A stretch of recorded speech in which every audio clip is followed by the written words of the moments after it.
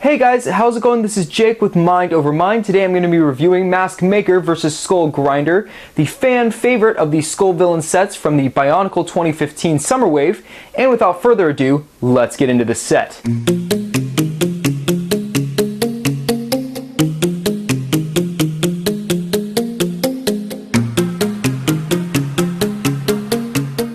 Oh my goodness, here they are. The wait is over. Here it is, guys. Mask Maker versus the Skull Grinder. This set also includes the Mask of Creation, of course. And I'm just going to say this set is awesome. If you are a Bionicle fan of any kind, new or old, Generation 1 or Generation 2, please do yourself a favor and pick this set up.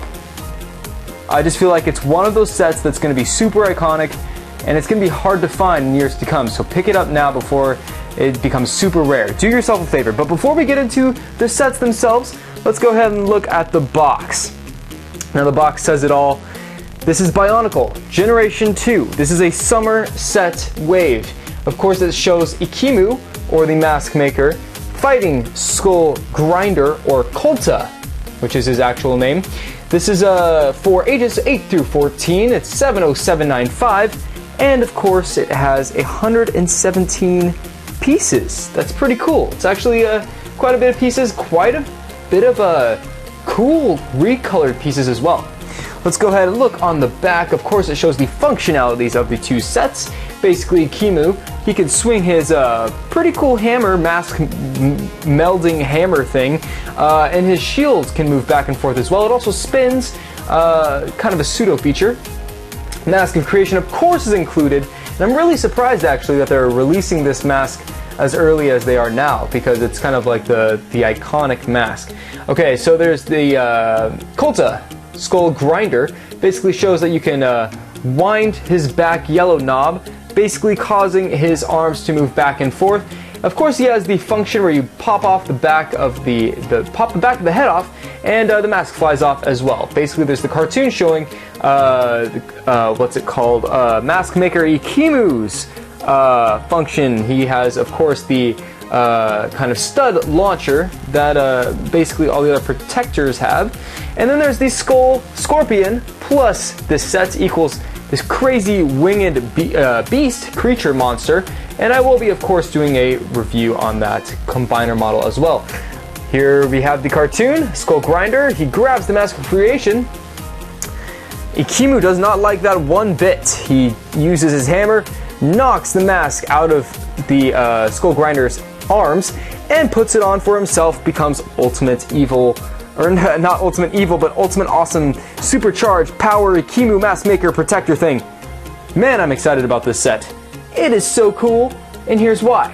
First, we got the Mask of Creation. Pretty cool, but we're going to go over that in a little bit. Let's go ahead and put that to the side. Trying to decide which one we should go over first. The Skull Grinder himself, Kulta, or Ekimu, the Mask Maker. You know what? I'm going to do the Skull Grinder himself, just because I could do some comparisons and things like that with some older sets from Bionicle Generation 2.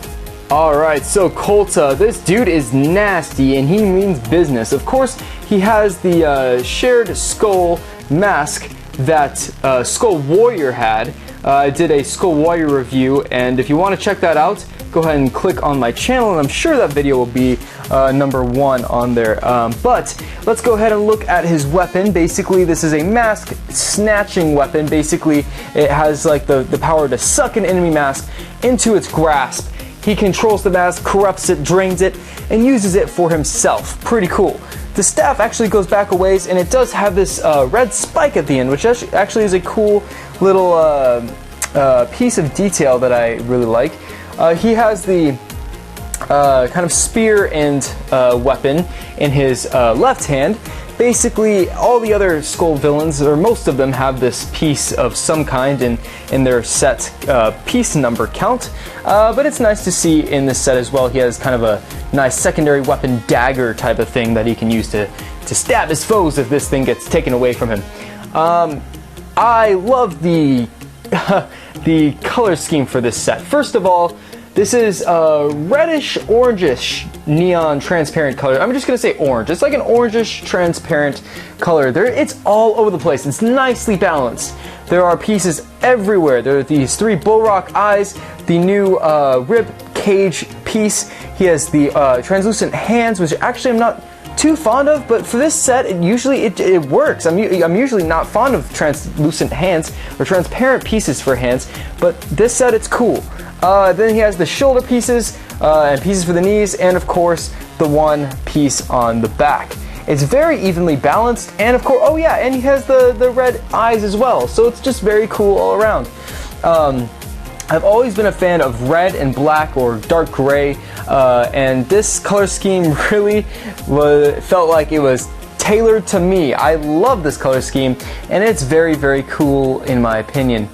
So going over his functions, basically if you turn this yellow knob, it causes both, yes both, not one, but 2 of his arms to go back and forth. And you can see that these 2 kind of gears in each arm cause this function to happen. If I don't want to pull off one of his arms because gears might go flying all over the place, but it's a very cool function and I like it a lot. He also has 4, yes 4 of these gunmetal gray kind of new armor pieces. He has 2 on his shoulders and 2 on his knees. Very cool. His chest print, let's go ahead and bring him close to see his chest print.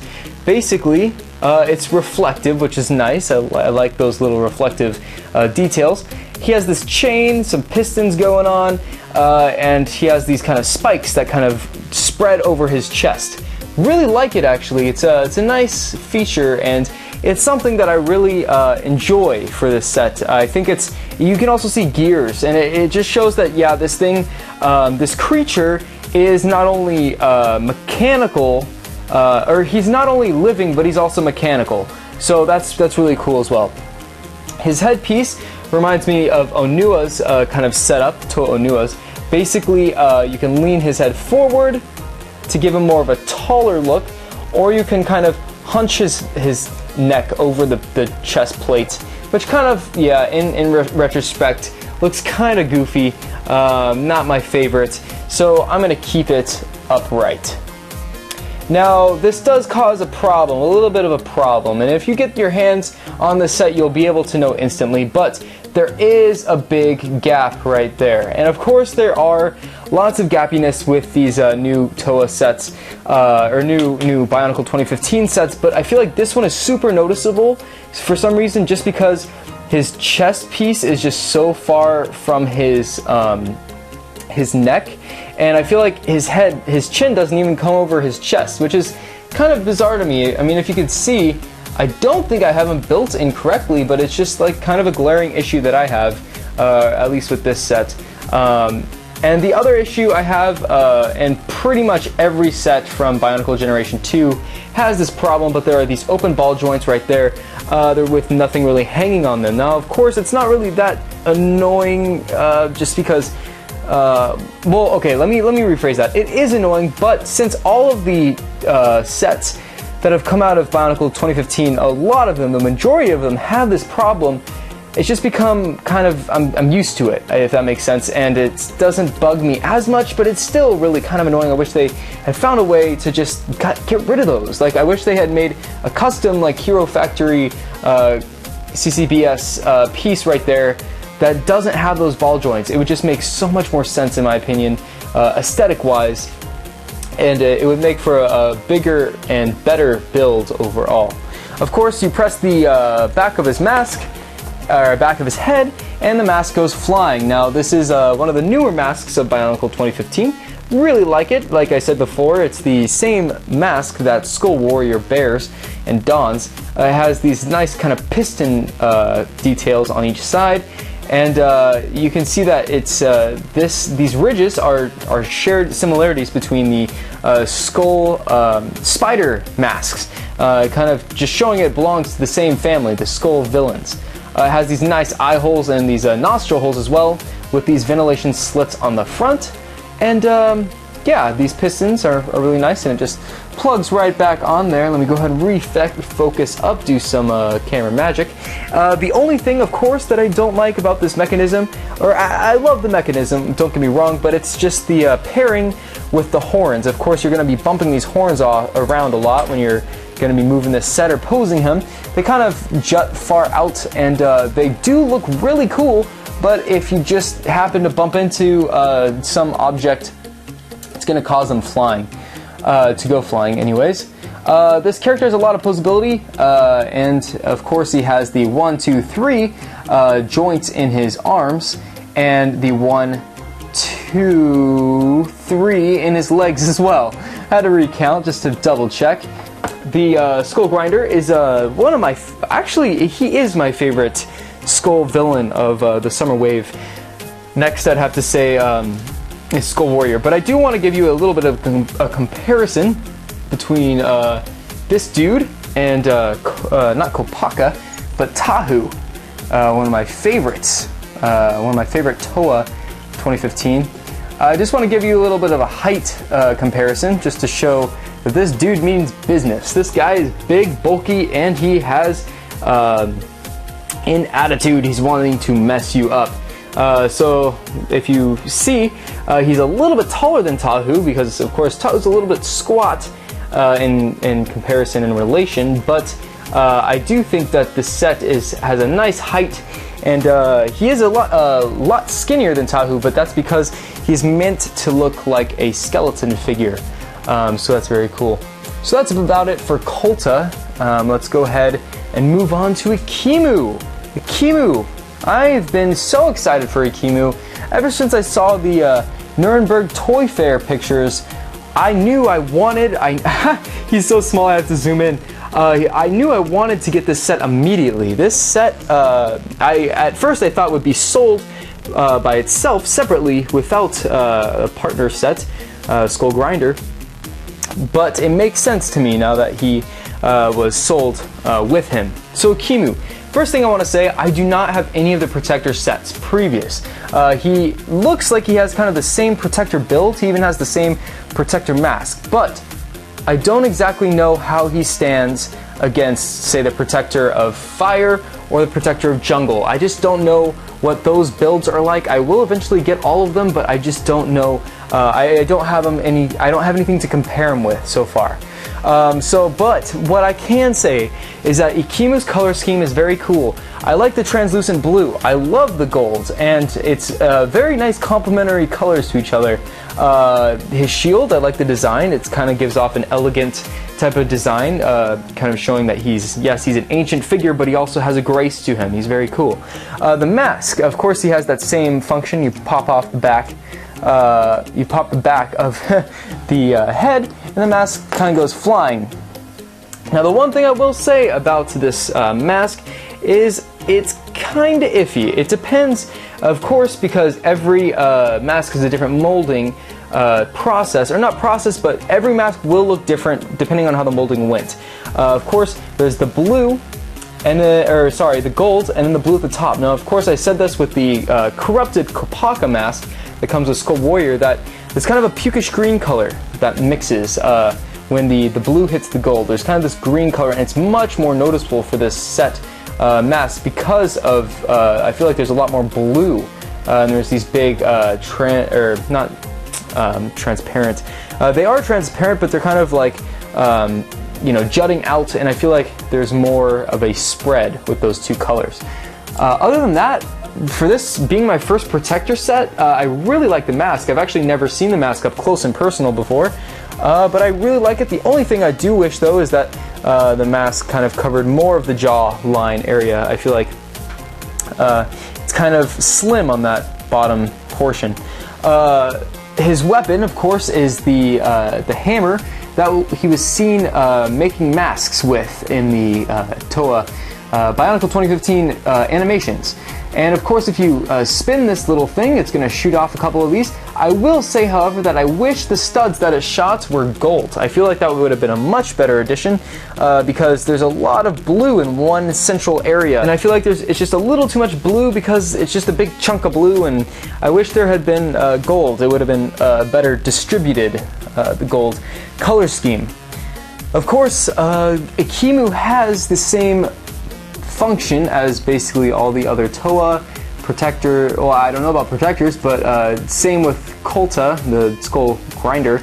You turn the yellow knob, and his hammer swings in a kind of bashing, aggressive type of motion to kind of defend himself and attack his enemies at will. And it's very cool to see. Now, of course, his other function, you basically turn this dial right here, this gear, and his shield rotates, which is pretty cool. It's a nice little addition. If I can get it to work, there we go. But yeah, it's something that, you know, it's pretty cool. It's actually kind of hard to access the functionality now that I think of it, because the gear keeps wanting to hit his hand. But other than that, I really like the build of Ekimu. He's a nice kind of pseudo-Matoran type of figure. If you guys know Bionicle of old, where they're the Matoran to basically help out the Toa on their quests. And basically, the Matoran are who the Toa were protecting during Bionicle's long run from 2001 to 2009. I'm sure you guys are screaming at your screens right now saying, Jake, what about the most important part? What about the Mask of Creation? I know some of you guys have just bought this set for the mask, so that's why I will do a review of the mask right now on the podium. So I didn't know that this mask would contain its own podium. That's a really cool addition. I'm glad they included it. It's actually really simplistic, and the mask just kind of sits up there, just levitating. But the thing that I don't like about the podium, I realized, and I know I built it right, I built it correctly, but whenever I set, maybe it's just my mask as well, but whenever I set the mask on there, it just wanted to look down. If you can see that, it just wants to look straight down, and it's kind of floppy and limp and just weird. So my solution to that was I put one of these little axles right there, and by putting the mask back on, that little axle creates enough kind of friction or tension to keep the mask upright. So that's what I found that I had to do to keep the mask upright. I don't know if you guys will have that same issue, but I'm really happy with the mask. I really think it's actually a very unique and different mask, something we haven't really seen from Bionicle. And I feel like I've said that like every single review, but it's true. It's very out there, this mask design, with all these protruding, jutting elements at the very top. It also has this ancient writing on each of these first, every other three protruding spike things, and it also has the writing right across the faceplate, and it's very cool looking. It's something that I definitely encourage you guys to collect and pick up. Also the back, it's very cool, lots of detail in there. I wish they had kind of kept this kind of filled in, not hollow, but I understand that, you know, the molding process for this mask in particular could have been a little bit difficult, and I do wish that this kind of seal thing, basically every mask has one of these, but I wish it had been maybe down here or something like that. Maybe not right in the forehead, because it just kind of looks a little awkward and goofy, and I don't know why they put it there. But the mask itself is very cool. And of course, the cartoon shows Ekimu wearing the mask, so I'm going to go ahead and put the Mask of Creation on Ekimu. That's what he looks like. Personally, I like the Protector mask on him. I think that look suits him a lot better. But it is a cool kind of thing to look at. Ekimu, the mask maker, wearing his ultimate Mask of Creation, the mask he created that Makuta got jealous of and created his own Mask of Ultimate Power. So I'm excited to see that mask of Ultimate Power. Actually, do we even know what that mask looks like? I don't even think we do. But I'm very excited to see the future of Bionicle. I really like where this is going, especially with the builds. As I said in a previous review, I was very skeptical of these builds. I was very skeptical of these sets, and I really thought that they would kind of mess it up. I didn't think that they would look... at first I saw them and I didn't think that they looked right. I didn't think that they looked very Bionicle. I thought they were very far out there and not really suiting, not suiting, but deserving of the Bionicle staple title. But after seeing these sets, I really like them, guys. Bionicle 2015, the summer sets at least, are very cool. Skull Scorpio aside, even Skull Slicer, that set has grown on me so much, and I love it. I love that set. It's just Skull Scorpio that's a little iffy and not really worth your dollar for the set itself. If you want to buy it for parts and everything like that, that's perfectly fine. But this set, at least, you should treat yourself. You've earned it. You need this set. It's very cool, and I am definitely going to be keeping this one, putting it on my shelf, and proudly presenting it to everyone who enters my room, which is nobody. Anyways, this has been Jake with Mind Over Mind. What do you think about this set? Do you want it? Do you not want it? I don't know. Are you excited for the story details that are going to be coming out of Bionicle 2015 Generation 2 this fall? If you guys don't know, there's going to be a bunch of books and graphic novels going to be released, and I can't wait to see the story and plot line of Bionicle and everything that the Lego company has in store for us with this crazy ride that Bionicle is. And if you guys like this video, please subscribe. There's going to be a lot more Bionicle content and reviews coming very soon, so you don't want to miss that stuff. Anyways, this has been Jake with Mind Over Mind, and I'll catch you guys in the next video. Peace out.